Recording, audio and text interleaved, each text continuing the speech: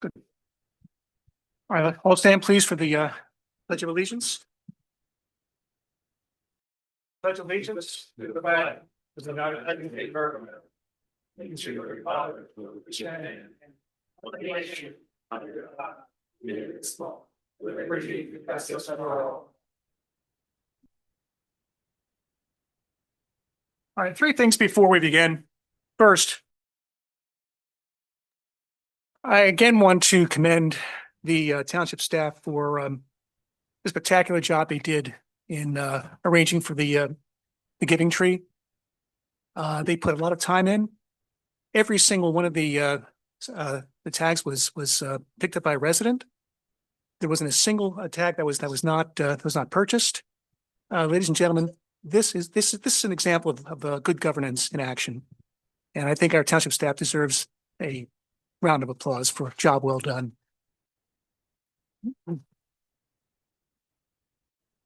Second, there was a changing at the guard at the EAC. Molly Wiggle, Molly, I hope I pronounced your name correctly, is now the chairperson, and she has extraordinarily big shoes to fill. She takes the place of Elaine Melito. For those of you, I'm sure everyone knows who Elaine is, but for those of you who don't, Elaine is a force. She is one of those rare residents who is selfless, dedicated to the best interest of the township. We don't always agree with Elaine, but that's all right. She is a truly spectacular person, did a magnificent job as the chairperson for the AC. And thank goodness she's still there. And thank goodness as well that she's a member of the Planning Commission. So Elaine, job well done.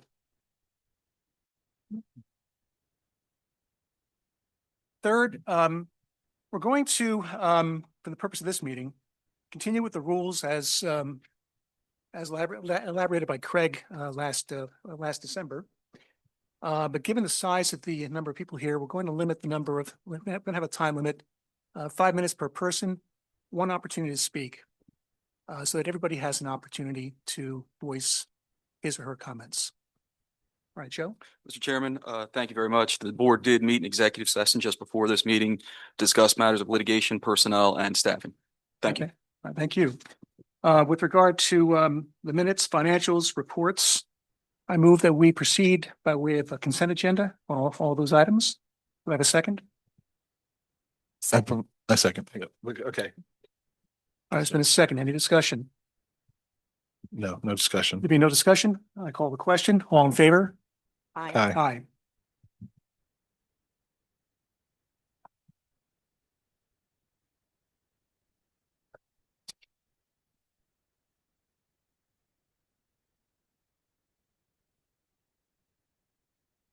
We'll proceed now with the miscellaneous.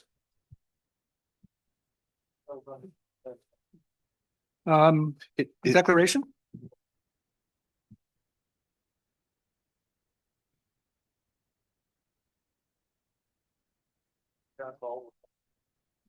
No, no, we'll do one. We'll do one by one. Yeah, just Mr. Chairman, can I just make a clarification here? It's just in the system here, we do have the professional rates that were under the consent agenda, and also miscellaneous, which deals with a lot of the new business areas that are in the agenda, the paper agenda that you see printed. It is different in the system here, so there might be a little bit reason why there might be some not maybe a little bit uncertainty as to how to proceed. But I would agree with you, Mr. Chairman, that we want to address each one of these individually. And we will. Yes. Okay. Just for clarification, Mr. Chairman, as I understand it, the consent agenda that you are moving in or made a motion to approve is with respect to A, B, and C. That is correct. That's correct. So I think that motion needs to be made and seconded, and then the miscellaneous has to be pulled out.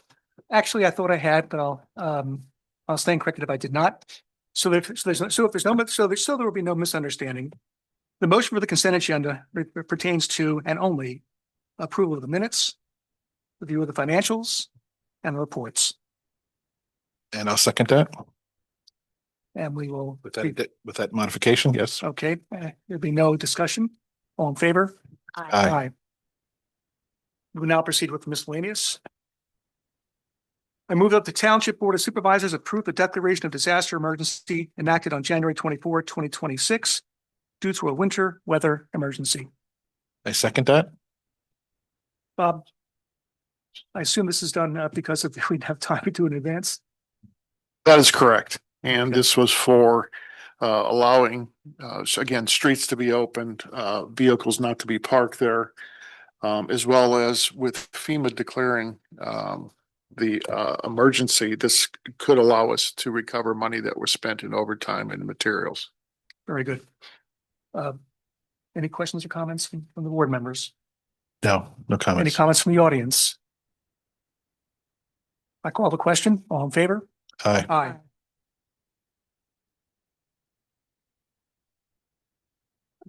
I move that the board approve resolution 2026-08, appointing Chief Matthew Williams as the Emergency Management Coordinator for East Vincent Township. I second the motion. Any discussion? No. Any comments from the audience? Is anybody online? Nobody's online? Okay. All right. I call the question. All in favor? Aye. Aye. Next, I move that the board reappoint Princeton Hydro as the township stormwater engineer for 2026. I second the motion. Any discussion? No. Any comments from the audience? Haley, anything on? Okay. I call the question. All in favor? Aye. Aye. See the next one. I move that the board reappoint HRG as the township sanitary sewer engineer for 2026. I second the motion. Any discussion? No. Comments from the audience? Haley? Nothing online. I call the question. All in favor? Aye. Next. I move that the board reappoint Rockwell Urban Forestry as the township arborist for 2026. I second the motion. Are there any comments or questions from the board members? No. Any comments from the audience? Haley? Okay, I call the question. All in favor? Aye. Aye. Next. I move that the board reappoint QCI as the township third-party land development inspection service for 2026. I second the motion. Comments or questions? No. Any comments from the audience? Haley? I call the question. All in favor? Aye. Aye. Next. I move that the board reappoint LTL Consultants as the township's third-party building inspection service for 2026. I second the motion. Joe? Comments or questions? No. Any comments from the audience? Haley? I call the question. All in favor? Aye. Aye. Joe? Everything okay? All right. That completes miscellaneous. We will now proceed to new matter.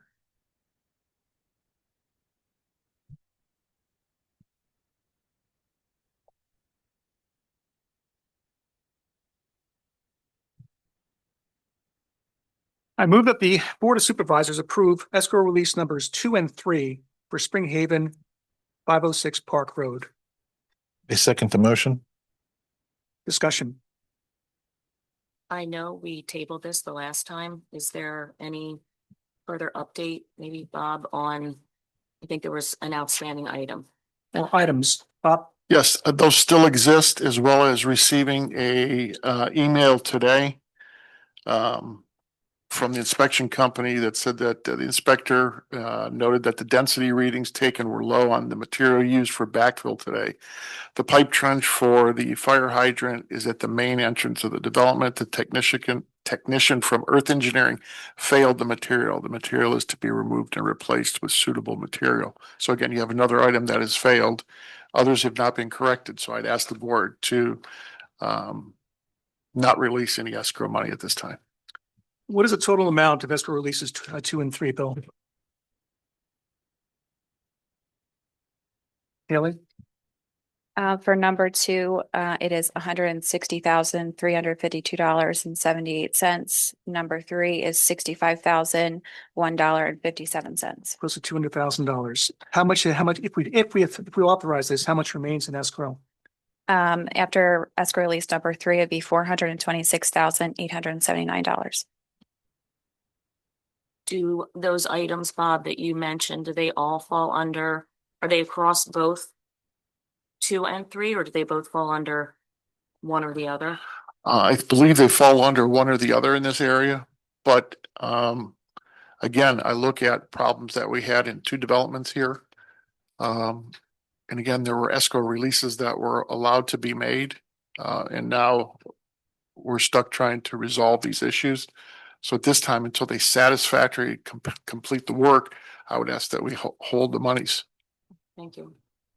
Craig, any comments or questions? Mr. Chairman, just Hang on, Joe.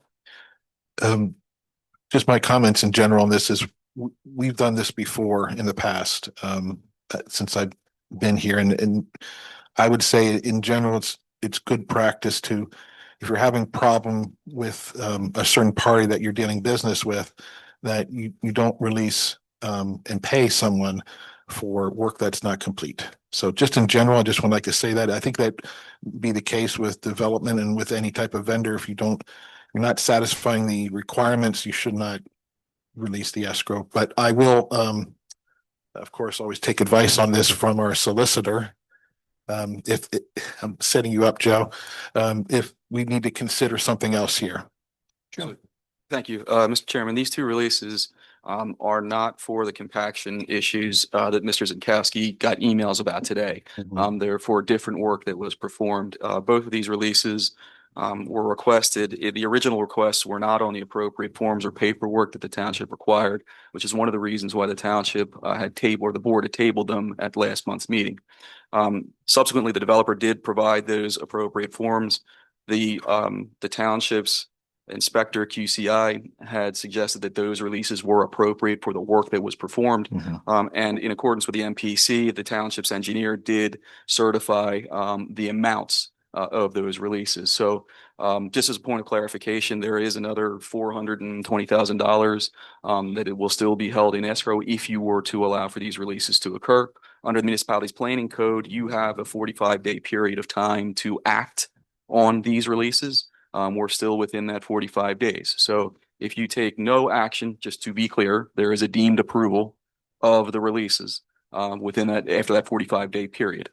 So the board either takes action to approve or deny, and no action would, unless the board scheduled a special meeting, be an approval. When does the 45-day period expire? I believe it is the middle of this month. Are there more comments or questions from the board members? Mr. Chairman, Comment? Joe? if I would, Sorry.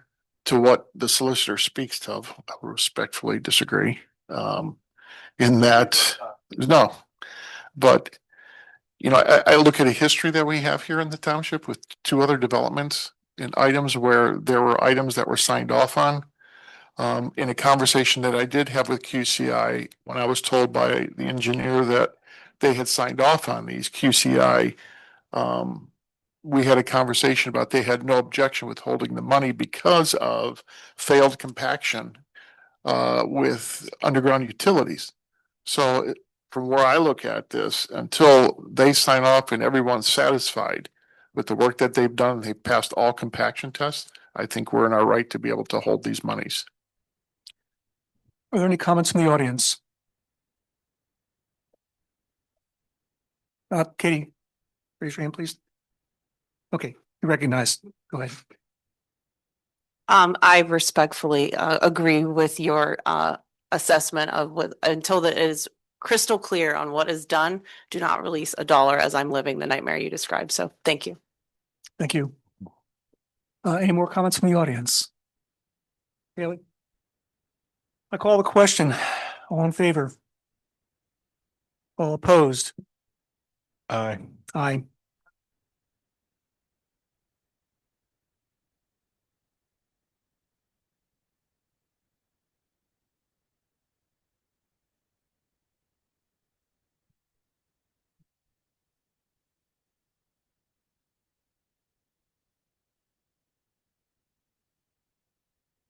Go. Here for a second, please.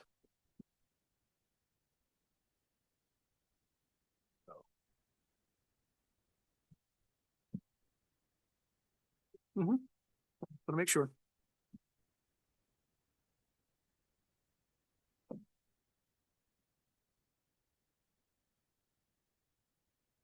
Time. 6:30. 6:30. Yes. That's what we talked about.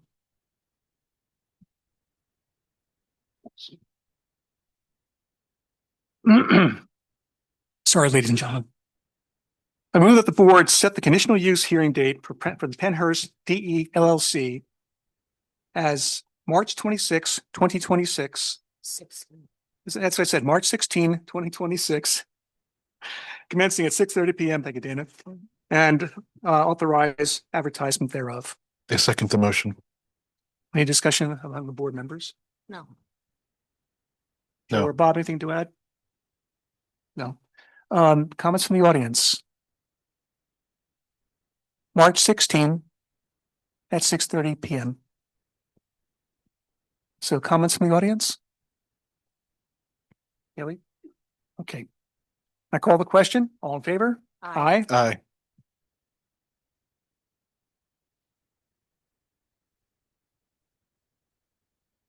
I move that the board approve the party status application for the Penhurst DE LLC conditional use hearing.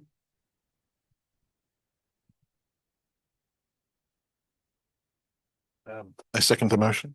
Actually, there are two party status applications. Mr. Chairman, maybe I can add a little bit of clarification. So Before you do that, well, go ahead. I may have to amend the motion. Go on. the clarification is that there are in fact, two forms. These are for individuals or entities that would like to request party status at the time of the hearing.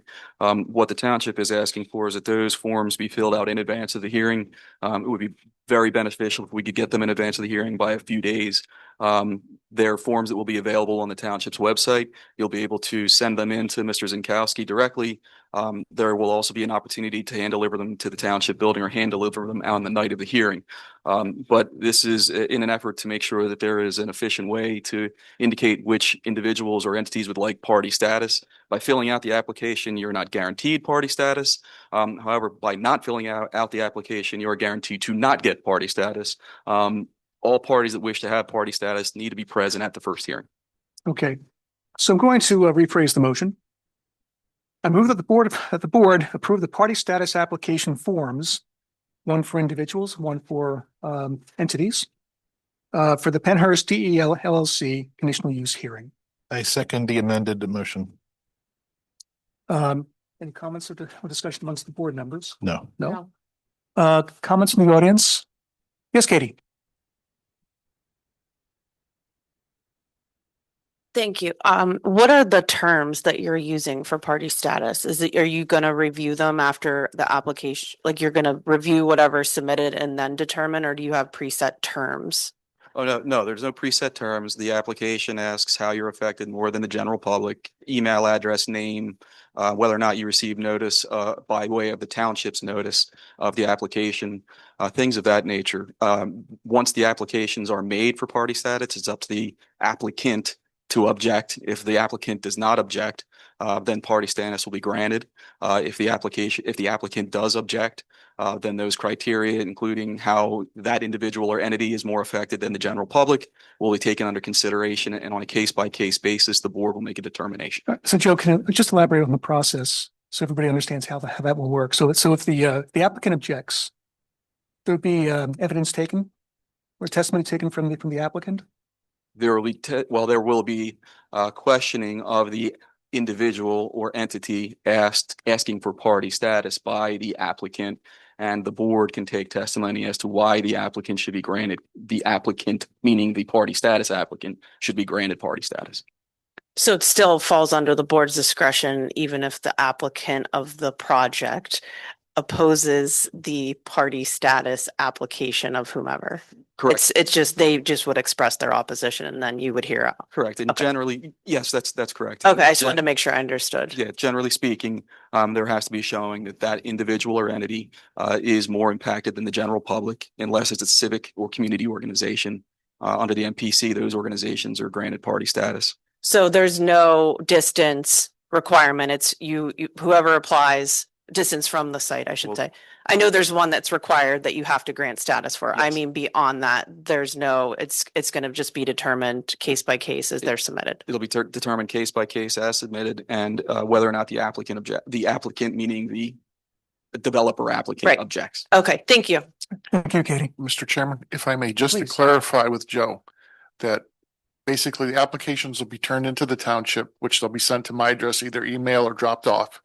But they will not be reviewed or anything until the night of the hearing, correct? There'll be no decision made prior to the meeting. It'll all be done here in public. That's correct. Absolutely.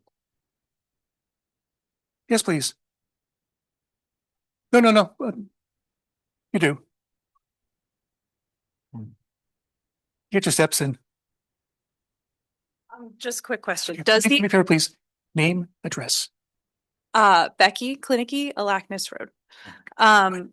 Does the applicant need to disclose why they have an issue with a particular person or entity having party status? I'm just curious, like their reasoning for saying someone can't have party status. So I'll call it the conditional hearing applicant. Do they have to show or disclose why they don't want somebody to have party status? Yeah.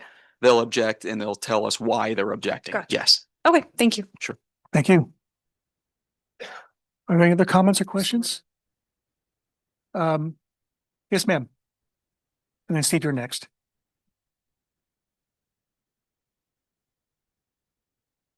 Good evening. I'm Josie Waldman. I live at 1804 Old Schuylkill Road.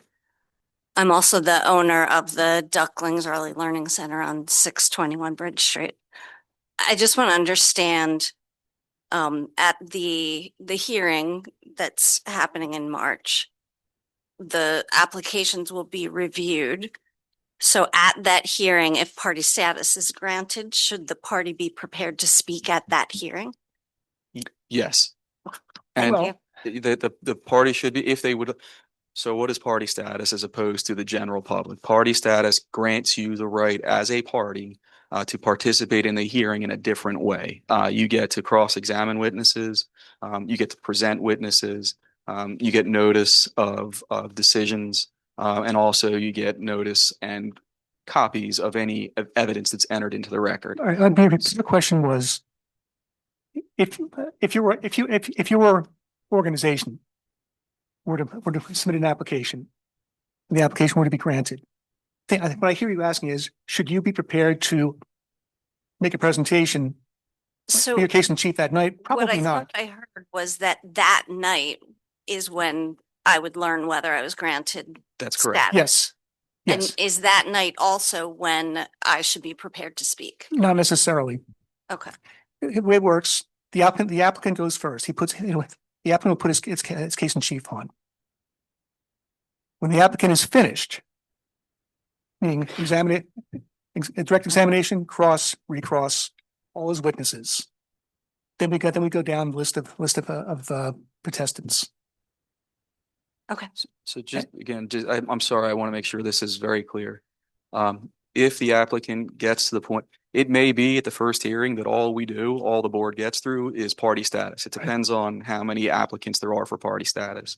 However, if the board were to get through all of the party status questions and get to the actual case in chief where the applicant, meaning the development applicant, is proposing to get through their case in chief, or they get through a single witness. At that time, a party would be able to cross-examine that witness. So in that sense, yes, you should be prepared to speak.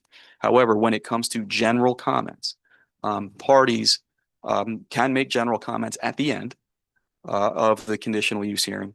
Also, the general public can make public comment at the end of the conditional use hearing. So those comments are at the very end.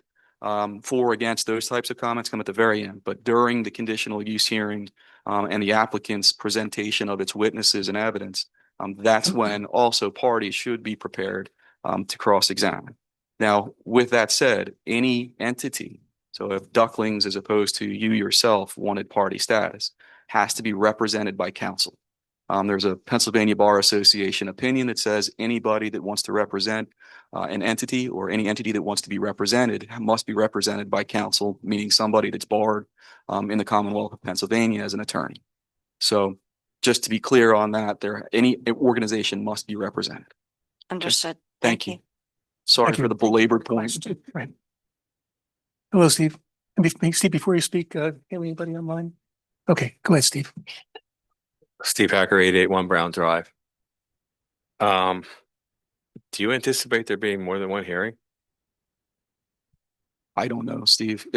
Under the MPC, the applicant has a certain number of hours to present their case in chief. So if they wrap it up quicker than that, it depends on what the other parties, if there are other parties, present in terms of evidence and testimony. And it depends on kind of where the application falls. I couldn't tell you. Because you just, like, I just picked up on you saying that about possibly the first night you could just be getting through the list of party status. So there would, sounds like there would probably be at least one more hearing after that. Depending upon how many applications for party status there are, I could easily see this going to more than one hearing. And frankly, it depends on, again, how much evidence is presented, what evidence is presented, and then what evidence is presented in opposition to that evidence. So is there a time limit on a hearing? Like, how do you decide how long that's? So as far as the hearings are concerned, there is a limitation that can be imposed under the MPC in terms of how many hearings occur. But that's at the discretion of the Board of Supervisors. So within 100 days, there have to be a certain number of hearings. That being said, what the board is doing this evening is setting the first hearing date. Initial. I imagine that when that hearing occurs on the 16th, that if it goes beyond that, and I think we're all kind of hedging a bet here on where we're going, that there will be other dates that are presented as potential hearing dates, and those subsequent dates would be noticed appropriately. Okay, so I'm going to apply for party status, obviously.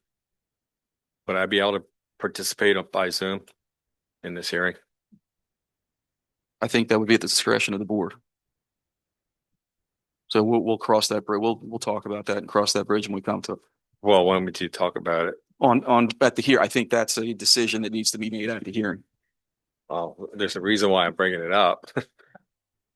Because I'm not going to be here that date. Well, then just note that if there are extenuating circumstances and you're not available and you would like to have party status, again, put in an email to Mr. Zinkowski with your application for party status that, unfortunately you're unavailable at that time.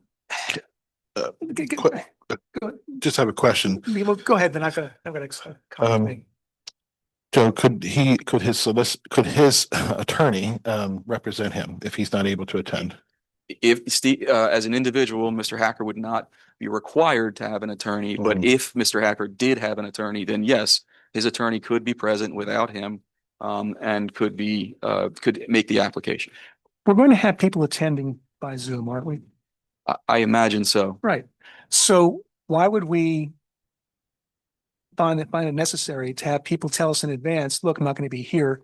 I think if we're allowing people to attend by Zoom, why not give the people attending by Zoom the same opportunity as if they were sitting right here before us? What you need to do, that is fine, Mr. Chairman, provided that the board decides that folks attending by Zoom can be parties. Meeting attendance versus hearing attendance are two different things. If the board is inclined to allow people to participate remotely for purposes of the hearing and participate as parties, that's for the board to decide. Do we have the ability for somebody who's attending by Zoom to see the person, or does our system only provide for audio?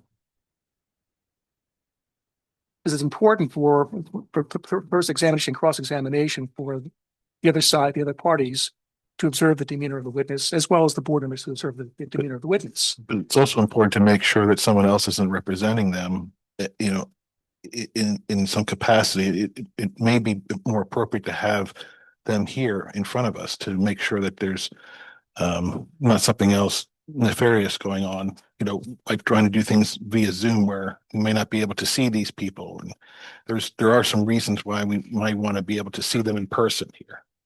Well, we haven't talked about this, so Yeah.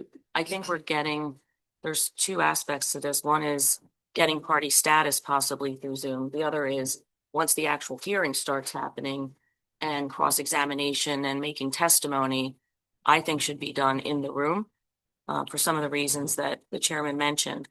But I don't necessarily have a problem with, let's say Steve is unavailable, whether it's by Zoom or otherwise to be here to request party status. We've set the state, obviously, not checking, couldn't possibly do that.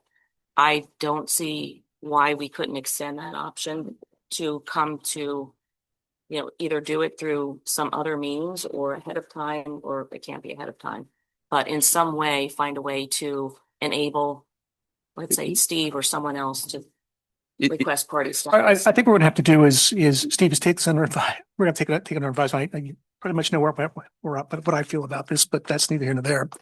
The three of us need to talk. And we come into a decision, we should have to get something out to the public on the township website.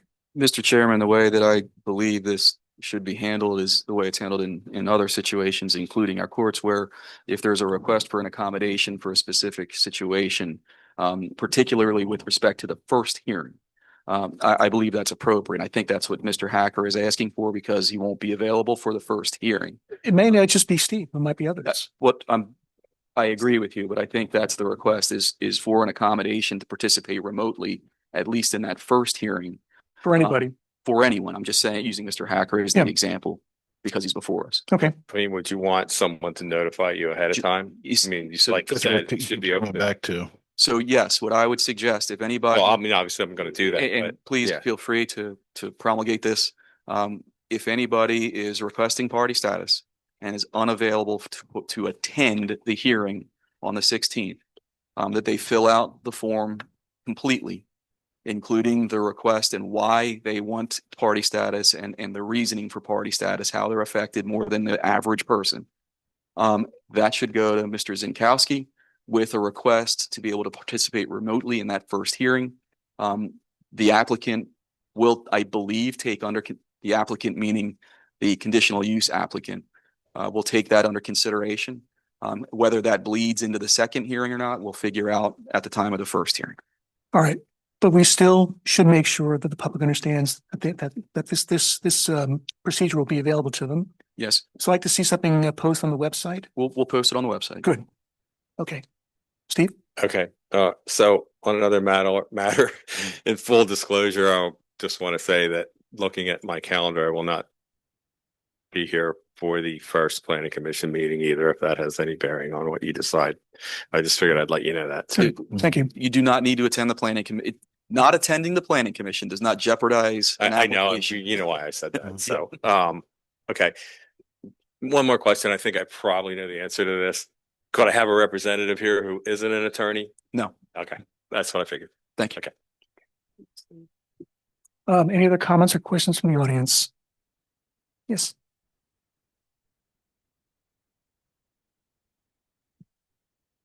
Haley, anybody online? Okay. Cindy Ramsey, 116 Penhurst Road. So this meeting that you're putting together for March 16th, we all know this room has been packed to the gills and out. Are you going to put together a different venue to hold this conditional hearing meeting? No. So we're just going to pack all the sardines in? If it comes to that, yes. Okay. I guess I just don't understand why we can't find some way to handle this differently so that everybody that wants to be in the room can be in the room while this is happening. So they would have their time to speak if they want, or they're a party, as we all know, some of us will be asking for. I think it's just wrong that we don't have a different venue. We've been asking this before because the room has been overly packed, that a different venue maybe would be wise so that everybody can attend and be present in the room without feeling crushed. I know in attending Limerick, they had an overflow room with TVs that you could watch and stuff, because I've been to one of their meetings as well. I just wish you would think about that, because it's going to be a lot of people and you know it. Fair Thank you. point, Cindy.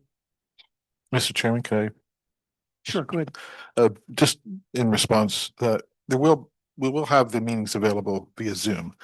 And it sounds like we should be allowing for accommodations as well for people needing party status, even if they have to do that via Zoom. So we will have, people will be able to attend, whether they be in person or they be via Zoom. So I think for many people, the experience of viewing these meetings via Zoom is pretty good. I've attended many of these meetings over the years via Zoom, and I've found them to be very useful from that perspective, and be able to ask the same questions as if I were here. So that's just wanted to state that. I guess but sometimes there's technical difficulties, so I do think we have to consider that. And how many people I'm assuming we have to follow the fire code We do. for how many people We can do. fit into this room, so. Yeah. Those are things that we need to consider. I watched the Limerick meeting. I guess the overflow room worked out well. Not sure that would work. I don't think we have that here, but, we do have to, make sure that everyone can be here that wants to be here. And, I think it's something that we should consider. We can definitely talk about this. Oh, you couldn't hear me. Sorry. It is on. You just said lean in. Sorry. Okay. Surely. Um, I saw Larry and Chris. yes. Yep, you sure? Chris?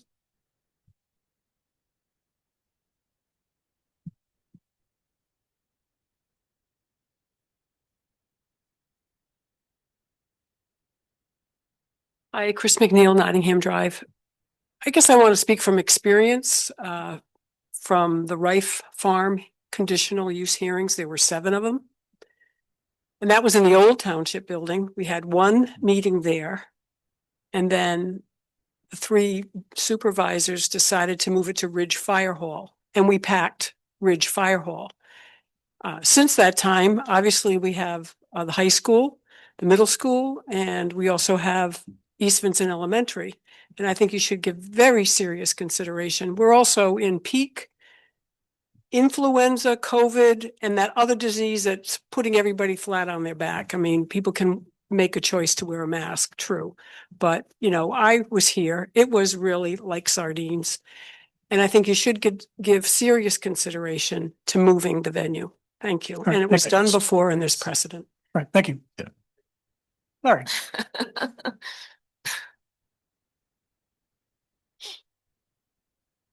Larry Shank, 130 Shady Lane.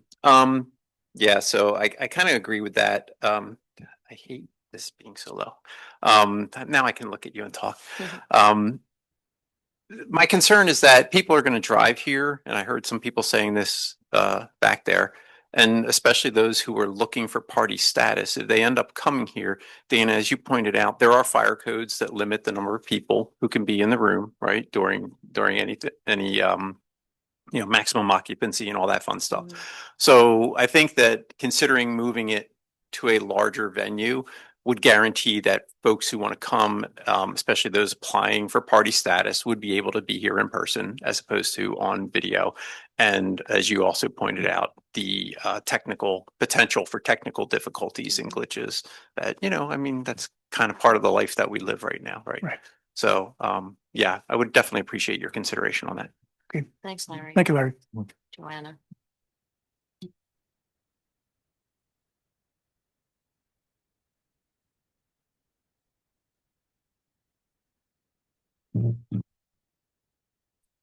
Yeah, I know. Joanna Tenney, New Street, Spring City. So I just want to also kind of reiterate what everybody else is saying. So I was at the Limerick meeting this month, whatever month we're in, one where they had the overflow room. And it was really hard because we were standing in the hallway and we showed up a half hour early and it was still packed and you couldn't really hear what was going on. They did their best, I don't think they expected that many people to come. But it was really hard to hear and we had our phones out in the hallway and there was a delay and it was echoing and stuff. So I just want to kind of like throw that out there. Like it was really hard to follow along with the meeting. And I think that could complicate things, and make it difficult for people to participate, which could then lead to other problems down the road. So that's that comment. And then the other question I had was, you said that a group or entity must be represented by an attorney. But I was just curious about grassroots groups because all over the state, they're not represented at the local level. And given advice by attorneys for financial reasons, and they represent themselves. So are you saying that you would deny a community group being represented by pro se members? And is there an application to represent pro se? You, as a community group, if you're a formally formed group, you cannot be represented by a non-party or non-attorney before a quasi judicial board. So in this case, where the Board of Supervisors is sitting in its quasi judicial capacity, grassroots community organization would still be required to be represented by counsel. If it were a land development application or something of that nature, when the board is not sitting in its quasi judicial capacity or at regular Board of Supervisors meetings, then no, they don't have to be represented. But for purposes of this hearing, yes, an organization must be represented. Okay, and where would I find that law? There is a PA Bar Association opinion about the unauthorized practice of law. We can post that on the website as well. That would be great. Appreciate that. Okay, thanks. Any other comments or questions from the audience? Haley? Before I call a question, can Bob and Haley look into the possibility of other venues? Yes. Okay. All right, good. So question's been called. All in favor? Aye. Aye.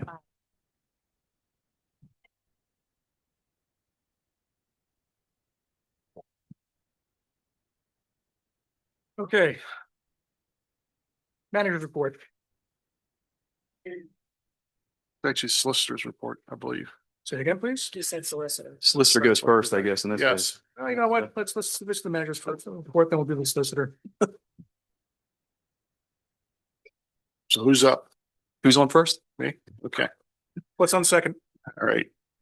First, I want to thank the public works staff and the police department for their efforts and work in the past storm. I think they did an incredible job and spent a lot of hours. And just so everybody knows, they do take breaks and they do not go home. They actually have cots in the public works garage where they will go and get sleep in the public works garage and then get right back onto it. So there's a lot of sacrifice that's done. I know our police officers have stayed overnight too as well. So just want to call them out and tell them what a great job that they did.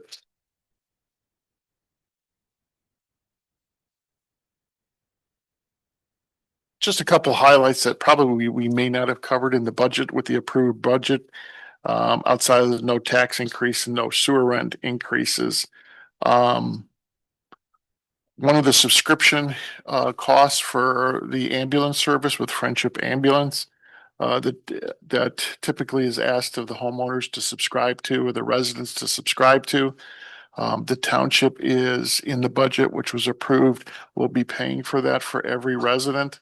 So every resident will not have to be responsible for any balance billing that comes across. So I think it's a great insurance policy that has been put out there that will not cost the residents any money at all. Received a letter today from PICO, and we will post this letter to PICO, basically talking about a project that they'll be working on, a $34.5 million infrastructure investment in our area, which will, again, I'm going to read this as though improves reliability by reducing the frequency of outages and cleaner energy resources such as solar and electric vehicles. They plan to replace wires, cables, poles, devices, transformers on the circuits, and retiring other work that'll be there. So it looks like they'll be increasing the flow of electricity in areas and also to try to restore electricity quicker. The impact is through numerous communities, our community. We'll see the impact on Highgate Circle, Bertolette School Road, and Paddock Circle in the township here. So they should all be getting letters talking about this work, but then we will also post this too as well. So everyone is aware that that is occurring.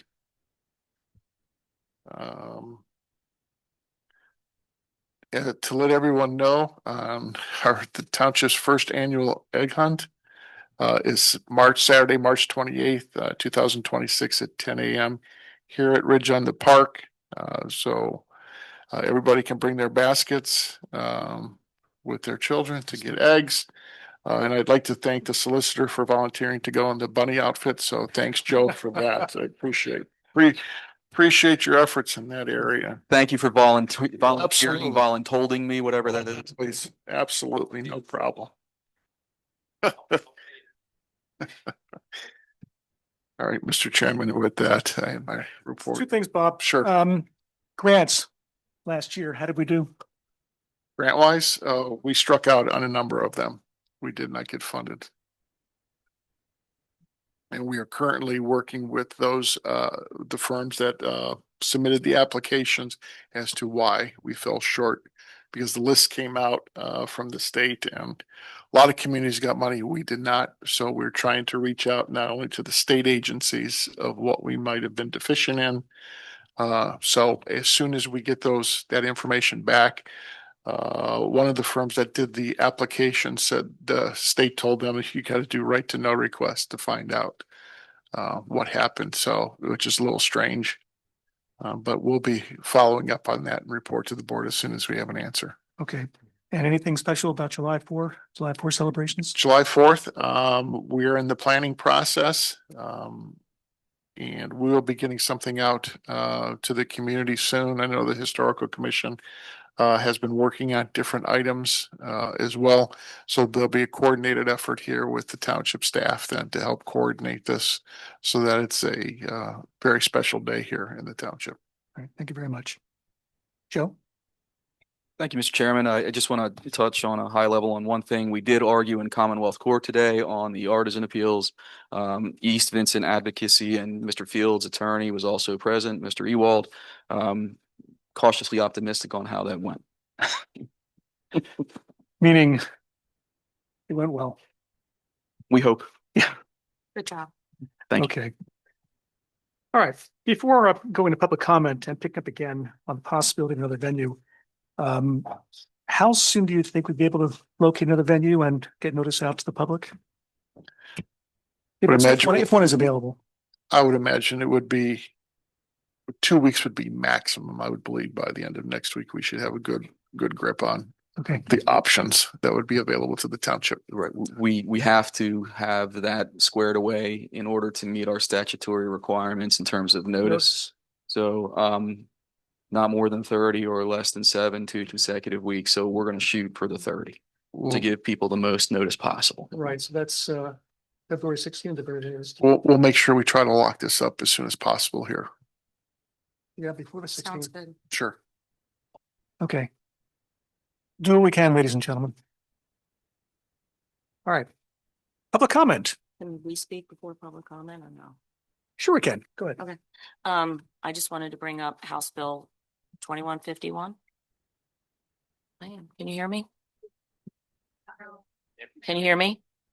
Closer. Oh. Yeah, House Bill 2151. I guess that's in the Energy Committee, and they had a hearing yesterday. I have reached out to Joe and Bob about that. The PSATS organization was there and testified, and they were against House Bill 2151. I wanted to bring that up as a point of discussion for this group, as far as us putting a letter together to send to the Energy Committee with our position and take a position on that. What they're looking to do is put together a model ordinance for data centers. There were some good points raised about who would be involved with that, which stakeholders.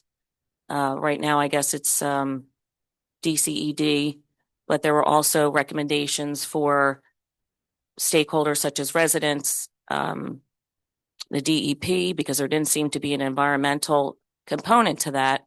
But the most concerning thing about this, from my perspective, is that they're looking to amend the municipal planning code to include a model ordinance.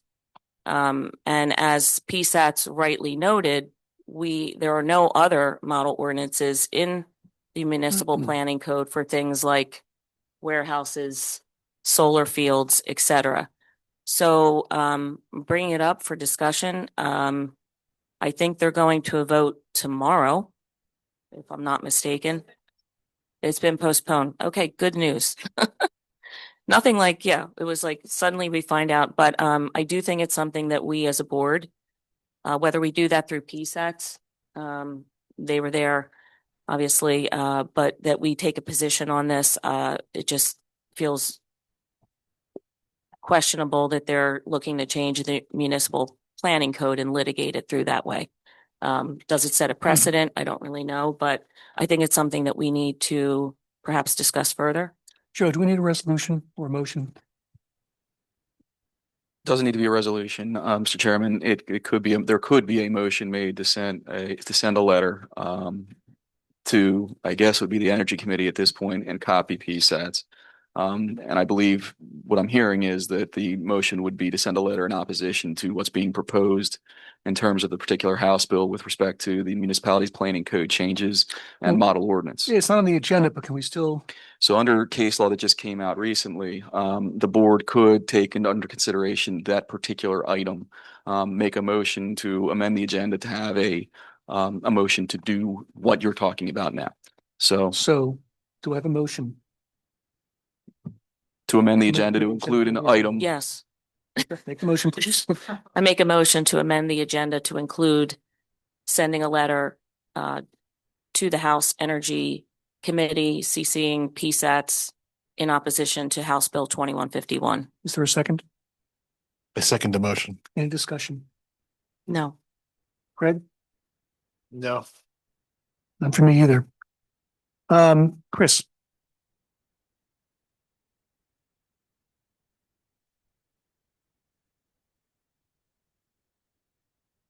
I just wanted to reiterate what Dana just mentioned that should actually be in your motion about the letter. You were objecting to the fact that they're trying to implement an ordinance with inside the MPC, the Municipalities Planning Code.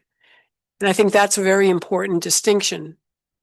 If you look at the government for local services, many people have taken great advantage of their services and handbooks that really detail lots of aspects of municipal government, or a technical bulletin. But I think that you should really make a distinction that you do not want it within the municipality's planning code, that there are other measures in which they can handle talking and bringing something forward. Yeah, their recommendation, good point, Chris, was that it would be a separate statute as an option. I'm not sure whether we'd agree. I want to see it at all. So whether it's the language does say optional, by the way. I'm sorry, I forgot to mention that in my comments, but I think we would need to work on that letter. Okay. And the contents of that. Right. But that's a fair point, Chris. Thank you. I'm sorry, Dan.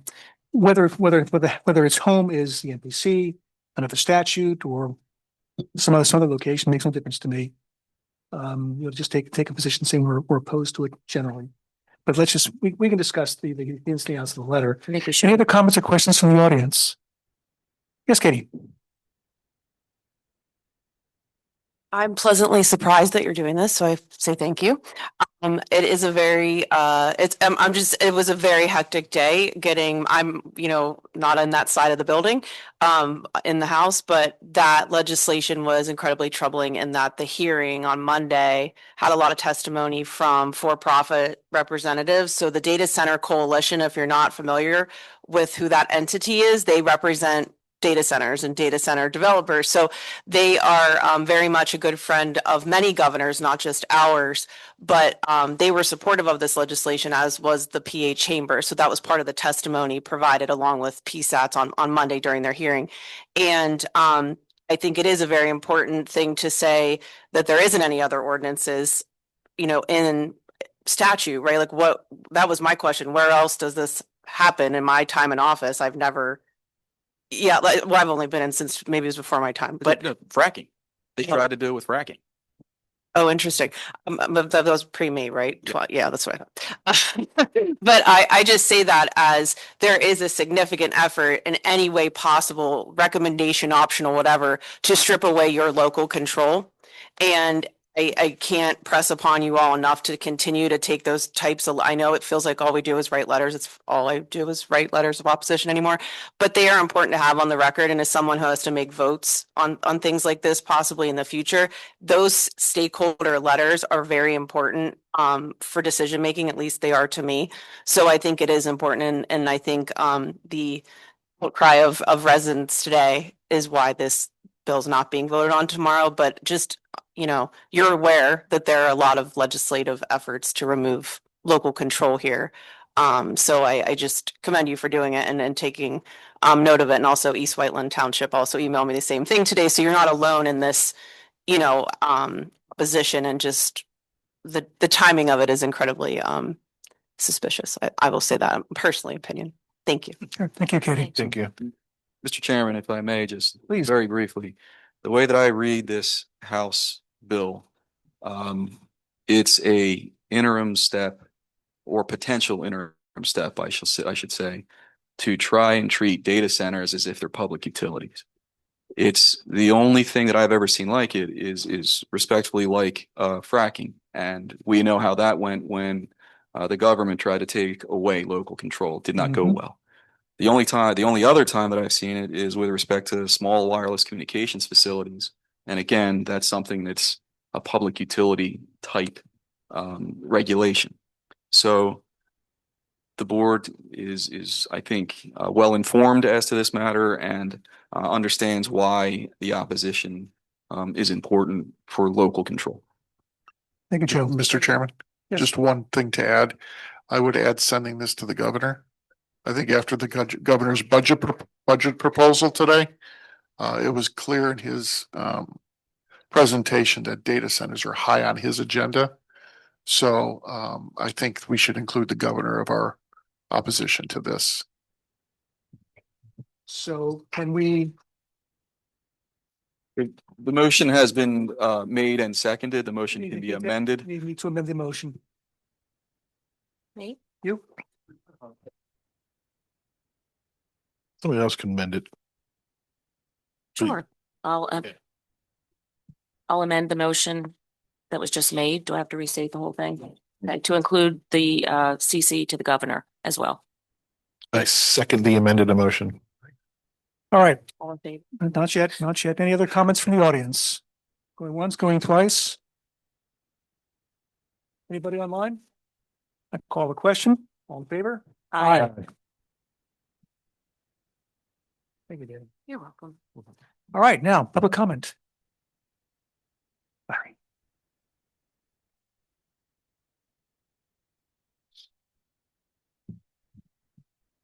Larry Schenk, Shady Lane. First question is for Bob. Thank you on the ambulance thing.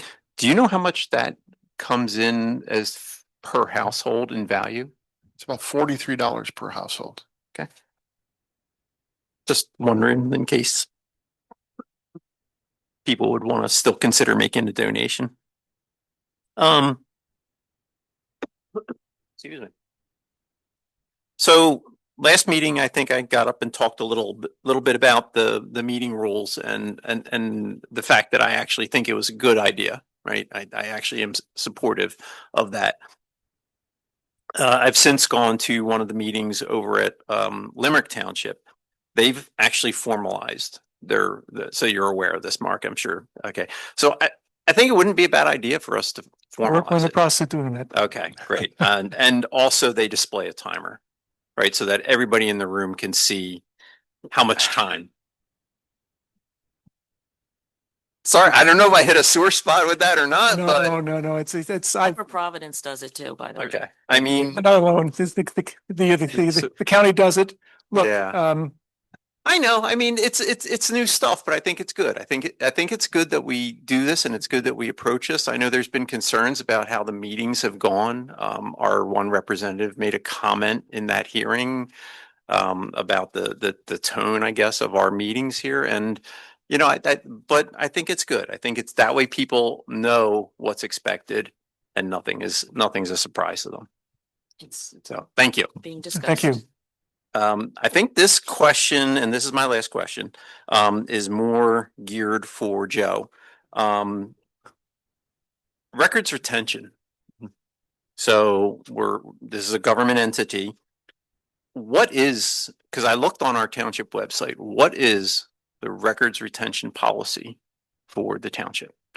Generally speaking, there is a record retention manual that's promulgated by the Pennsylvania Library Association, or I can't remember exactly who promulgates it, but there is a kind of record retention manual for municipalities in general. It sets forth guidelines. They're not hard and fast rules. But generally speaking, municipalities try to follow those guidelines. Okay. Here, I don't think we formalized any kind of record retention policy. At least we have not since my time of being here. There may be one from prior administration, and actually Haley would be better to answer that than I would be. But as far as in recent times, there really hasn't been anything, but generally speaking, we'll try to follow that manual. And so Haley, do we have a policy? Do we talk about both written and electronic forms of communication and things like that? Do we have a policy established, and is there a way in place to enforce it? I mean, we do follow that policy, but there's nothing that's been formally, adopted. Okay. So that, I'm sorry, Larry, I apologize. Please. That manual, if you will, it has all kinds of different records, electronic, paper, and there's a catch-all that says, which isn't very helpful for purposes of what you're, I'm sure, asking. It says to retain miscellaneous records for as long as administratively necessary. It doesn't put a real time frame around them. So in any event, but that's the manual that's generally followed. Okay, and the last portion of that is along those lines, if the township enters into a legal matter of some sort or another, there's usually legal discovery and record retention holds and legal holds and things like that. How is that handled? Is there anything in place in policy in the township on how we handle that? There isn't. Well, let me answer this two ways. Okay. Again, you're still generally speaking, still following that global kind of record retention manual guidance policy that's promulgated. There's a different question there that's with respect to how long are you obligated to retain litigation records. Generally speaking, my firm, for example, we put a hold for at least 6 years on those records, and then before destruction, because a lot of those records come into the possession of the attorney as opposed to the township. Before destruction, there is a obligation for my firm to notify Mr. Zinkowski that the 6 years is up, and that's from the close of the matter. Yes. Okay. That the 6 years is up, and that if the township would like to retain copies of those records, we will provide them, but they will otherwise be destroyed. So that's generally how it works. It's not necessarily a township policy, but from a litigation perspective and from making sure those records exist at least for some period of time, we're obligated to keep them as attorneys. Okay. Thank you. Thank you, Larry. Mr. Chairman, just to add, it's the Pennsylvania Historical Commission that sets the standards for public records retention. Sorry. Is Haley, anybody online who wants to make a comment? No? Yes, Monica.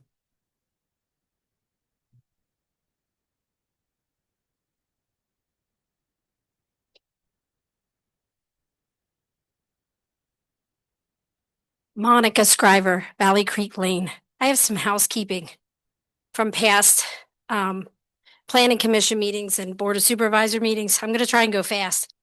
I don't know if any of these merit going on the agenda for next month or not.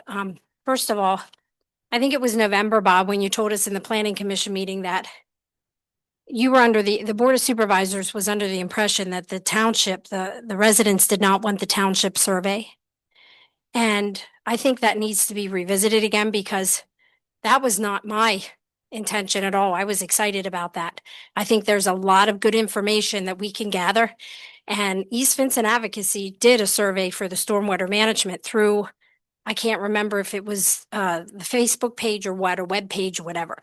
But we talked about with a web designer that we are paying monthly. Is there a possibility of bringing that back online where the data would be secure and we could look at that data to start focusing attention on things like the traffic committee, which Bob pulled together. It was a great idea. And then it was put on the residents' lap. Hey, you contact us, let us know what your issues are, and we'll form a meeting. There's got to be something, especially approving a communication committee. We have a lot of incredible potential here that has been set up by the staff and by you in approving things. And so I would like to see some of that come to fruition. And so I just want to stand as one resident that thinks that this survey, and I know there was a question about the money and everything else, but I think I'd love to get back on that, especially with the future of looking at our comprehensive plan. I'm looking at Landscapes 3 and the area that protects natural resources and encourages townships to preserve woodlands, heritage woodlands, like I never get it, big woods. Big woods. So I was almost there. So I really think all of that with our mission and vision will drive all of this. So it's one of the things I've meant to say quite a while ago. When Bob came on board, he always gave updates on Washington Square, Magnolia Reserve, and I'm wondering what happened there. I'd love to hear if the sidewalks have been fixed, if things have been taken care of. These updates were really important because I really felt bad for people that had these things happen to them out of no fault of their own, other than they thought they were getting a decent home and environment. Joe, can you elaborate on what's happening in Washington Square?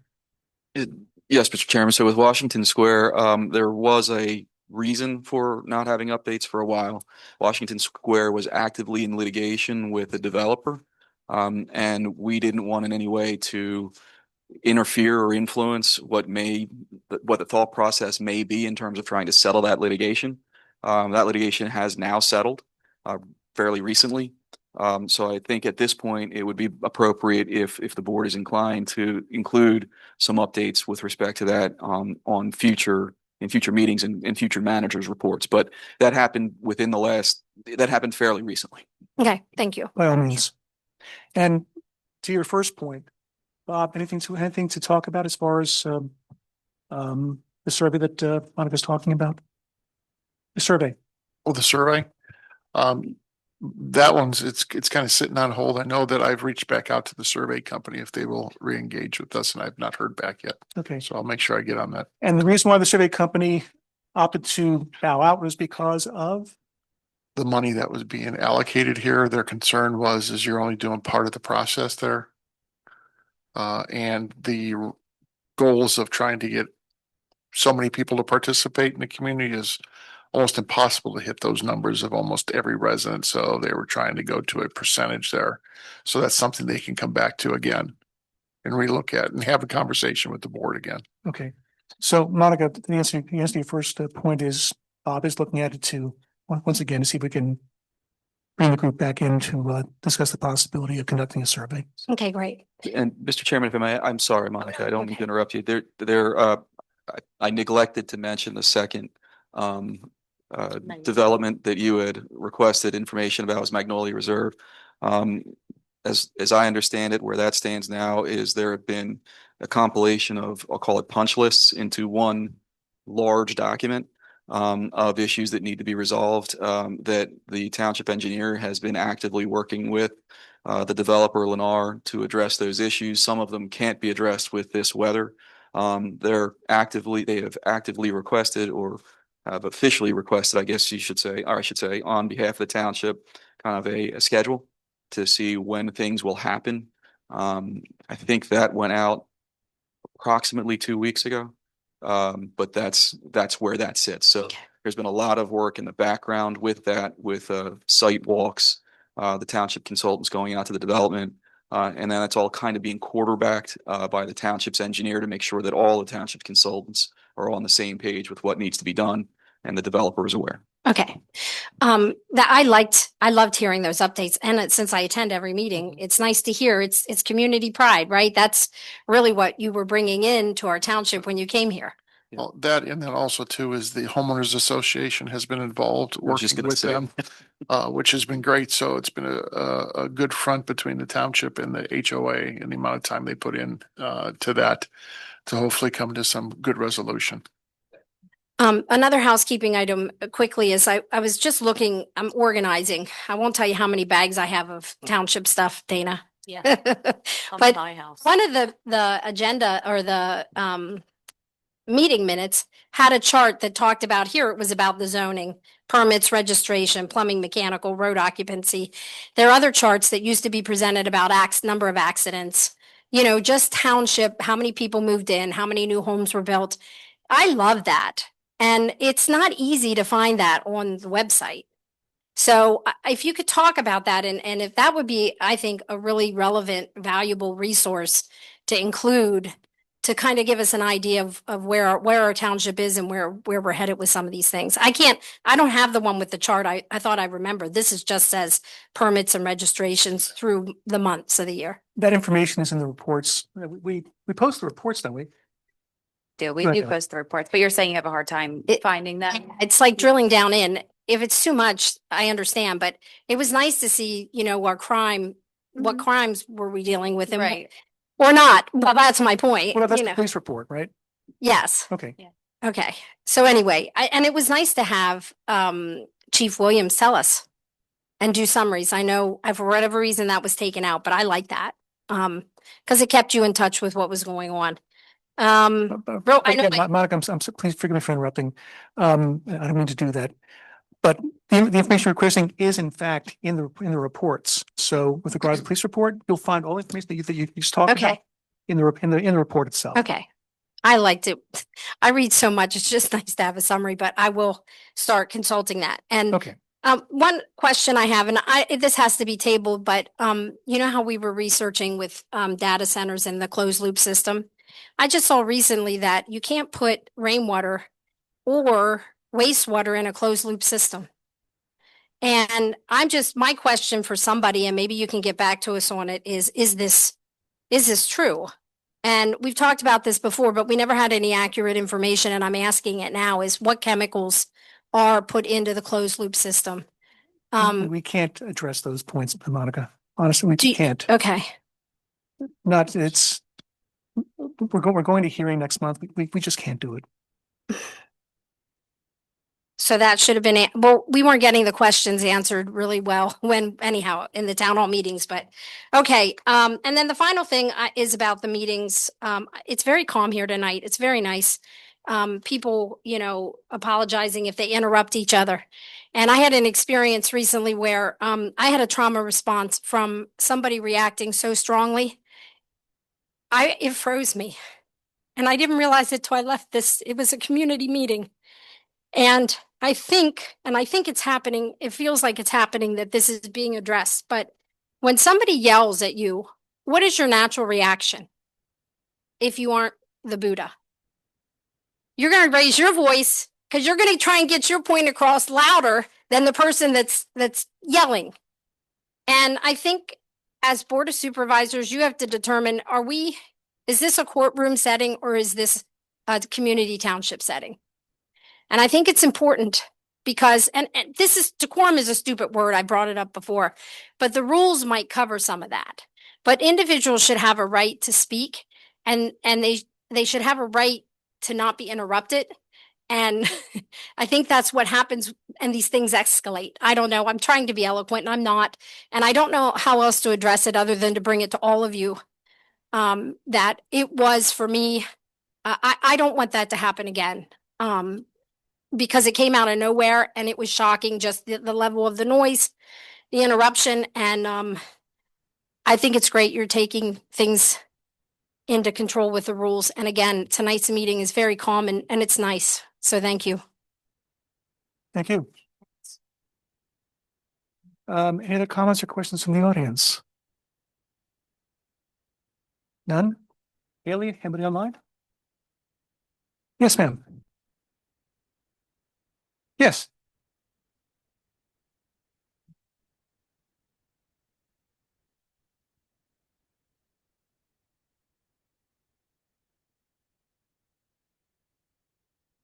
Joanna Tenney, New Street, Spring City. Sorry, that was just really disheartening to hear from Monica. So I think it took everybody by surprise, and I have to ditto everything she said. Yeah. So I kind of wanted to bring up first thing. I have two separate things. I'll try to be quick with it. The meeting minutes that are missing. I'm really frustrated. I'm super new to the township stuff and everything. And so I kind of went through trying to look through the meeting minutes of the supervisors and planning commission and open space committee. Just to kind of learn more knowledge about what goes on, what committee does what and stuff. And there's 28-minute meeting minutes missing from mid 2023 to December 2025. One for the Board of Supervisors, and I have all the dates and everything like that. There is 8 missing from the Planning Commission and 2 full years of the Open Space Committee meeting minutes. And I believe 5 of those meetings out of the 25 meetings missing for open space, 5 of them were like canceled or they're not on like the website in general. So I guess they were just like canceled or didn't need to happen or whatever. So just curious, like, could we get those up? I've emailed about it. They're still not up. And yeah, so just kind of curious, like when they're going to be up, when they need to be up, all that. I would hate to like file a right to know just to get meeting minutes for open space committee for 2 years, you know. Mr. Chairman, I can touch on this. So I did receive your email about the planning commission meeting minutes. For those 8 that you're referring to, they were either canceled or they, did not meet. So that is why there was no meeting minutes for that. And the one, I believe it was from August that you brought up to be, it was uploaded again because that was just an error and that was dismissed. Cool. So I'm just going off of like what the calendar says and stuff. So that's why I'm just like, okay, where are they? Because like I said, like I'm super new, so I just want to see like information and, whatever. Yeah. And I mean, if you have any other questions like that, I'm happy to No, go through you're and great. see which ones are rescheduled or anything like that. So okay, cool. So and I know you had mentioned that like the open space committee, like a lot of them were like executive session and stuff like that, but like that's 20 meetings. So like 2 years are gone, like off of the website. There's one from November 2023. And that's it until current, like there's none. So when can they be up? Because even if they're in executive session, like the generic stuff should be there, like who was in attendance, time, yada, yada. I think Chris, we may have an answer for you. Okay. Do you yield the podium? Yeah, I'm happy. Thank you. Okay, cool. So as Haley mentioned, the Open Space Committee meets on an as-needed basis. And the majority of this past year, we did not meet because most of our executive recommendations have already been forwarded to the Board of Supervisors. And it's under their purview to make decisions. And we also, for example, at the last meeting, which was a few weeks ago, we actually changed up a little bit so we could begin to talk about the Ag Security District. So those minutes will be posted at our next meeting because we have to review them as a group and then we approve them. But we generally, because we would mostly be in executive session, and we also did not meet very frequently this past year because most of our recommendations were given to the board. We thought, for someone to say, We said the Pledge of Allegiance and we went into executive session. I mean, really? If that's what you want, we'll be happy to do that, but I think that's a nitpick approach to things. And we have also made certain discussions during the newsletter to talk about different projects that have been come out of the Board of Supervisors that have been voted upon publicly. And then we can talk about the properties that we've preserved. Okay, to address that, yes, I do want to nitpick because I think it just sets the standard. And if we're not going to upload the minutes, what else are we going to upload? Do you know what I mean? Like, so yes, if it is the Pledge of Allegiance, yep, I want the minutes up. I think, I understand your position. It just sets the standard. I understand your position, and I do agree that that does set the standard. However, if a committee or commission meets an executive session and I'm not saying opens a meeting and then meets an executive session. If a committee or commission or this board meets an executive session, again, speaking for this board, there's an announcement made as I made earlier today. I don't know, do those announcements make it into the meeting minutes? They do. And I think perhaps that's what should be happening, is that if there are meetings that are canceled, and that there are executive sessions that replace those meetings at the at the next meeting, there should be that announcement and recorded into the minutes. So that way you see that in fact, there were not meetings those days, there were executive sessions. And then you have that record at the next public meeting. Right. And I understand that, but this is 2 years. So like, do you know what I mean? Like 2 years. I understand your point. So I think that it's important to set the standard because I think the transparency is important. So when can they be up? When will they be up? I think that what was just stated is that they were executive sessions. But even then, there's a standard for executive session. Okay. The standard for executive session is that at the next meeting, the next public meeting of the board, there would be an announcement of that executive session. So I guess at the next meeting of the Open Space Committee, there should be an announcement of the prior executive sessions. So were there any votes in those 2 years? That you cannot vote in executive session. Well, I know, that's why I'm asking, because 2 years is a long time not to vote on things. And again, I'm asking because I don't have the minutes because I'm new to this. So it would be helpful to have that. But I think Chris, if I understood Chris correctly, and Chris, please correct me if I'm wrong. There are no minutes because the OSC was primarily in executive session. So there's nothing to upload. That's weird. There should be. Well, and because it's on the calendar, do you know what I mean? So it looks like there was, but there's no documentation of like, oh, they weren't. So that's just my perspective. And I'm just sharing that because I want transparency because I think it holds everybody accountable and it leaves out the question. And I don't want the standard to be elsewhere. Or I want the standard to be that they're uploaded. You know what I mean? So I hope you understand what I'm saying. Yes, that's it. We do. The other thing I wanted to bring up is I started reading this book and it's called Unlikely Environmentalists. And it's actually a book about a local organization. And it's really interesting because it talks about the toxic triangle. So it talks about the power plant and it talks about the Pottstown landfill that was closed down. And then it talks about the Occidental chemical plant.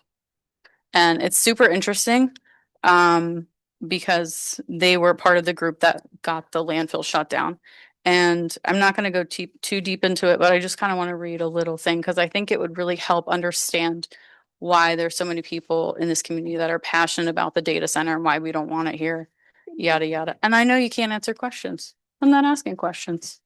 Okay. So I'm just going to say this. Okay. An alarming number of children and adults who lived in the area surrounding by the three major polluters that form the toxic triangle, the Pottstown landfill, the Occidental chemical, and the Limerick nuclear power plant were getting sick and dying from cancers. This didn't sit right with Donna, a long-term resident of Pottstown. And so that's who the book is about. And she was just a clothing store owner and she got into this. So, I think it's a super interesting read and I think it's important because I don't want our township to have a book like this out about people dying from cancer and children getting cancer and stuff like that. So if you could, super easy read, really interesting. $10 on Amazon on sale right now. Let me know. I'll send you the link. I will buy the book for you. Okay. So that's it. Thank you. Joe, I mean, aside from meeting minutes and whatever that's going to say, executive session, Pledge of Allegiance, could you just speak to why for Open Space Committee, though certain items cannot be disclosed to the public? Sure. Thank you. One of the major exceptions, largest exceptions to the open meetings requirements is when you're investigating whether or not to purchase real estate. Open Space Committee is largely involved in making recommendations to the Board of Supervisors in that regard, in identifying potential open space acquisitions, and then making recommendations with respect to those potential acquisitions.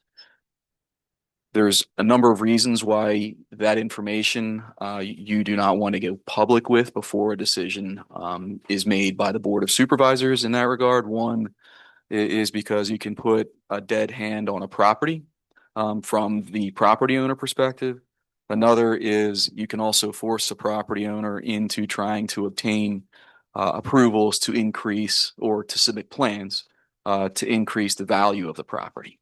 So for those reasons and others, those discussions are largely held outside of the public eye until a decision is made to pursue them. Thank you. Sir. Joe DiLaurentiis, And, Southeastern. We'll give you a mic. Just a moment. Hang on, please. Hang on. Question. Excuse me. On silence, you say you have to be silent. The last 4 meetings were taken condemning the center completely. Why can't you go back, say the residents don't want it, case closed? Why is going through all this stuff, spending money for variations and all this stuff? You close it, the veterans don't want it. That's how simple it is. Or the use have decision. See, that's what I don't catch. You don't have a say. That's fishy. That makes everybody wonder in here. No, sir, there's nothing. I'm serious. It's not, sir. There's not. Hey, did you get any yes votes? And you should go to the board and vote it down. You do what the residents, we voted you in there, didn't we? Well, now vote them people down, the developers. The developers voted down. Give me a good answer on that one. No, I'm afraid not. We cannot prejudge an application. We go there and say the case is closed, we don't want it. No, sir, we can't do that. That's getting away from. I'm sorry, sir. We can't do that. You can't stop the meetings? No, sir, we can't.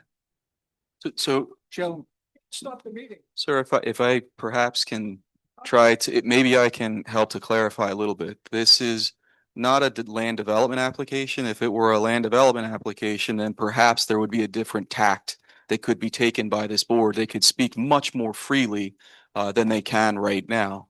Where we are, where the applicant is they have submitted an application for a conditional use approval. That conditional use application means that this board is sitting in a different capacity than it normally does. The capacity is one where they have to judge that application based on the criteria that are in the zoning code. So, how does residents don't want it?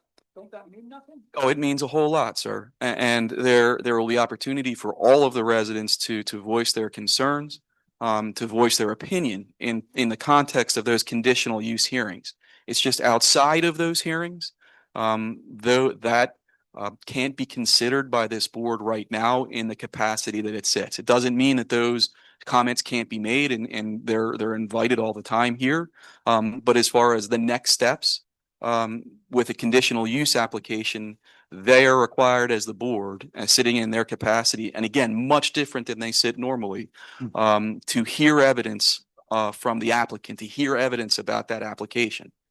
at the end of that evidence, and I'm sure many people would disagree with what is said by the applicant. I'm sure many people will. But after that applicant has been given the opportunity to put on their, what we call their case in chief, there will be an opportunity for any party and also for the board to ask questions of the applicant's witnesses.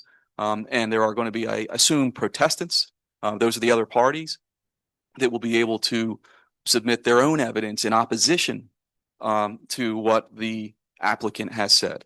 So that's the process. It's almost like a court hearing. We just don't have the formal rules of evidence. There's a lot more participation from the public, but that's why this board right now, sitting how they are, can't really make comments when folks like you who have every right to speak their mind and be in opposition, they just can't support or refute what you're saying right now. So You're taking votes here for 4 or 5 weeks now, which don't go no farther than you did that test. What's the sense of it if you can't say nothing?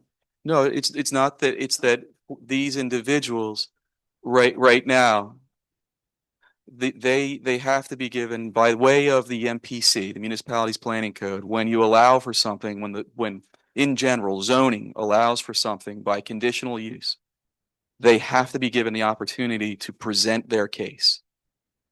At some point, in fact, under the MPC, I think it's 7 hours. They have actually 7 hours, I believe it is, or 6, to present a case in chief.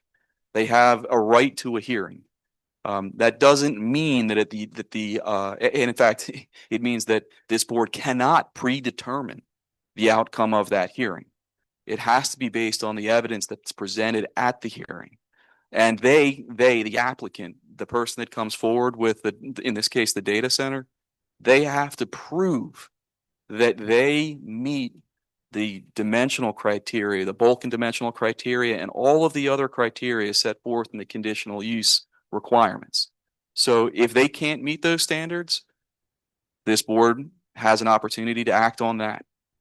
If there is evidence presented by other parties that refutes what the data center applicant puts on, the board has to take that into consideration.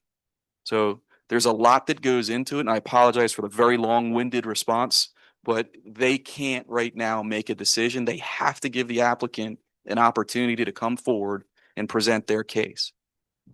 And I would hope that folks would just give a little grace in that regard and understand that the process has to play out, and just to participate in the process, be present for the process, and just be diligent with that. And this board will give opportunity, I believe, for the public to participate in that process as well. Possible that it could go through, even with the residents against it. That's a possibility. There's a possibility for, there's a possibility against. It has to go through the process, just like, really, the best way I can describe it is as if it's a court case. It's just not quite the same because it's not so formal, and we get to have these conversations. But there's always a possibility for any outcome when you go to these conditional use hearings. Thank you for smart. No, I'm not. No, sir. No, sir. Thank you.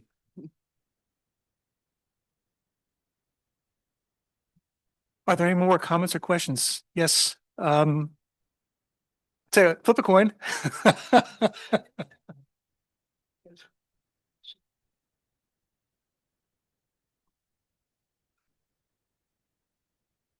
Good evening. Hi, my name is Reverend Taylor Walker. I'm the pastor of Zion Lutheran Church in Spring City. So I have a question that kind of dovetails with this gentleman's question. So I hear that you are legally required to have the hearing, and you can't you can't respond before that because it's the law that you have to have the hearing. But my confusion is you're not you're not a neutral board. You're not a random jury of 9 people. You promised to protect us. Like you took an oath to protect us. So why did you care to hear any of our thoughts if you were going to sort of like ignore them until the day of the hearing? Okay, I'm sorry. No, go ahead. Okay, 2 things. One, yes, we are impartial. We have to be impartial. Two, when we took an oath to uphold and defend the Constitution and the laws of the Commonwealth of Pennsylvania, which also includes, by the way, our ordinances. So we will, as we must, hear all the evidence, weigh the evidence, assess the credibility of the witnesses. For all practical purposes, pass judgment in a very euphemistic point of view on the credibility of the witnesses, and make a determination, all within the framework of applicable law, which includes our ordinances and the codes. So we cannot prejudge. Yes, we stand for the township. We sit here to protect the best interests of the township. At the same time, when it comes to land development, the landowner has a right to make use of his property, and he has within limits.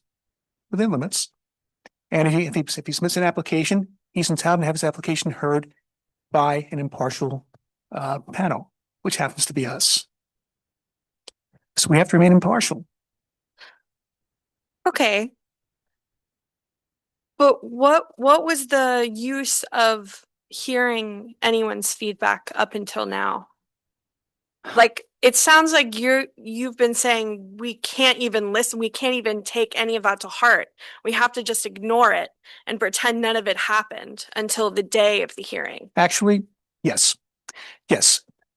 Going into the hearing, we have to have literally a tabula rasa, blank slate. Mm-hmm. The only thing we can rely upon will be the documentary evidence and the testimony that are presented at the hearing. We cannot take into consideration anything outside the hearings. How do you think that's possible to do? It's very possible. Well, but it's like you can't pretend you didn't hear what you've been hearing, right? It's not possible. Oh, no, actually, it is. It is. Look, how can I put this? I'm not sure this will make any difference to you, but let me try it this way, from my own personal perspective, my own personal experience. I was and still am a litigator, small matters. I'm also an arbitrator with the American Arbitration Association. So when I arbitrate cases, I've got in the vast majority of instances, the matters come before me involve matters or principles of law that I've dealt with for years. Sometimes I see something new, but for the most part, I deal with matters, points of law that I've dealt with for years. I draw my experience with regard to the law. It doesn't mean that I just sit there and I just pull up the memory banks and apply it. I'll go back and I'll research the law as well, provided, of course, the parties allow me to do that. But I bring to the table my experience as an arbitrator. The difference here is I'm both an arbitrator, I'm both a decision maker and a jury at the same time. Mm-hmm. And even as an arbitrator, you have to have an open mind. You can't prejudge a matter. You can't decide when you walk into the hearing, I've read what he has to say, I've read what she has to say, and you know what? I don't care what he has to say, I'm for her. You can't do that.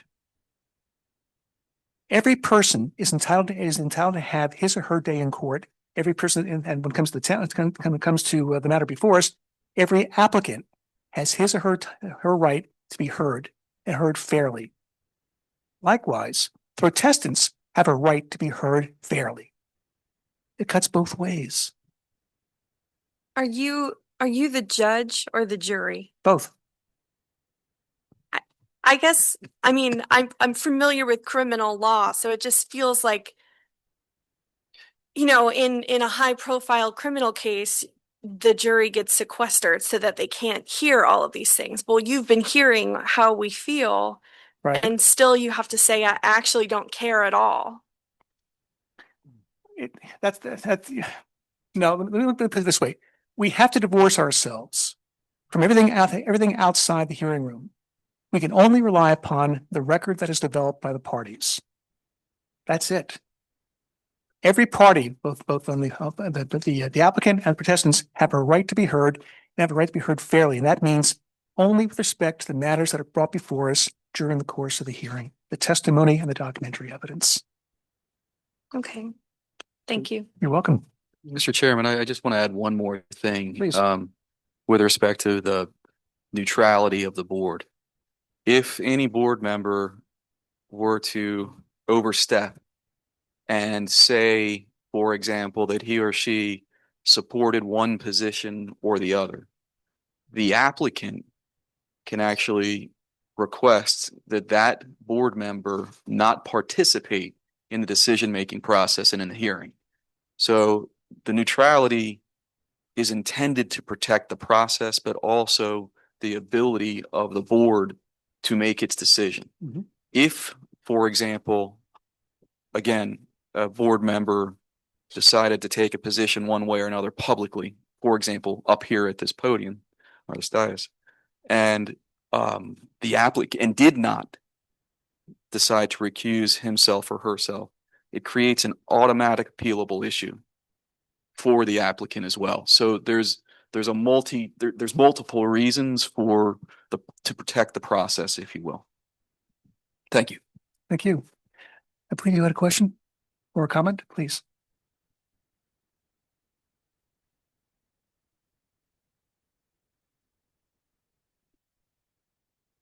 Rebecca Klinicki, Alackness Road. Real quick, I was going to speak on something that Joanna actually touched on with the toxic triangle. I do highly recommend you look into it. It's not directly related to data centers, so I don't think that it's going to affect any quasi judicial thing. However, I do think that it's really relevant for the situation we find ourselves in, not just here in East Vincent, but we have a nice little data center alley in the making right here in our community, unfortunately. And it's been proven that forcing industry into residential areas is harmful. And when that industry is multiplied, you know, the harms are compounded. So it's very interesting. Penn State has their entire collection of the Alliance for Clean Environments research, and it's pretty interesting and a little scary. So I recommend you look into that. One last thing that I just wanted to touch on from last meeting, kind of echoing a little bit of what Monica was saying. I was at home on Zoom in my pajamas, so it didn't feel very dignified providing any feedback at the time.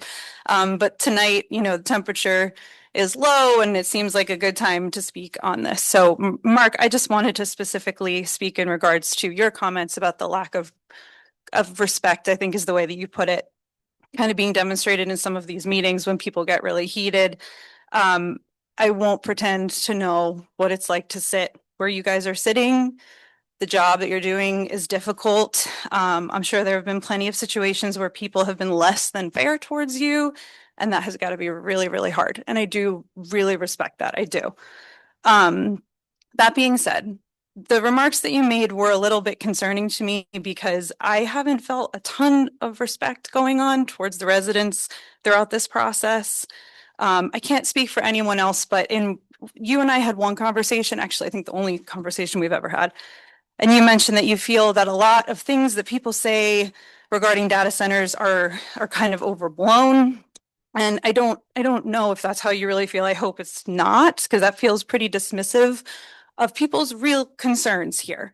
And so I just feel as an elected official, being dismissive of concerns is not very respectful. So I ask that moving forward here, you know, we have to feel the respect coming from here if you want it to be coming from here. So that's all I have to say. Thank you. Thank you. Any other comments or questions from the audience? Haley, anybody online? Okay. Motion to adjourn? Second it. All in favor? Aye. Aye. Thank you, everybody. Thank you.